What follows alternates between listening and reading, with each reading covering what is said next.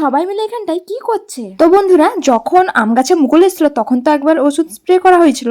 এখন যেহেতু ছোট ছোট আমও হয়ে গেছে তাই আরো একবার ওষুধ স্প্রে করছে। আগের বারে তো দাদু স্প্রে করেছিল, এবারে বাবা স্প্রে করলো। যেহেতু বিকেল হয়ে গেছে এখন সবাই একটু ফল খাবে। আর দেখো আঙুরগুলোর মধ্যে একটা আঙুর তো পচাই বেরিয়েছে, আর এটা হলো গিয়ে পেঁপে। বাবা পেঁপে খেতে খুব ভালোবাসে, শুধু বাবা নয় বাড়ির সবাই, আমি বাদে। আর এদিকে দেখো হনুমানের জ্বালায় এটাও রাখা গেল না, এটাকেও ভেঙে আনতে হলো। তো কাঁচা অবস্থায় আছে, সেটা ওষুধ দিয়ে পাকিয়ে দিবে। আর এটা হলো গিয়ে পালং শাক, যেটাকে এখন রেখে দিবে ফ্রিজে। আর একটা জিনিস তোমাদের দেখাই, আজকে আমি প্রথমবার এত বড় একটা বেগুন দেখলাম। তোমরা কে কে এর আগে এত বড় বেগুন দেখেছো কমেন্ট করে জানিও। এখন হলো গিয়ে চাষের টাইম, তাই বস্তায় দেখো সব সারগুলো মাপা আছে, এগুলো সবগুলো যাবে মাঠে, মাঠে ওষুধ দেওয়া হবে। তারপরে চলে এলাম এসির বাতাস খাওয়ার জন্য, মানে হলো গিয়ে ছাদে। এখানটায় বেশ সুন্দর বাতাস দেয়, আর মনে হচ্ছে এটা ডেলি রুটিন করেই নিতে হবে।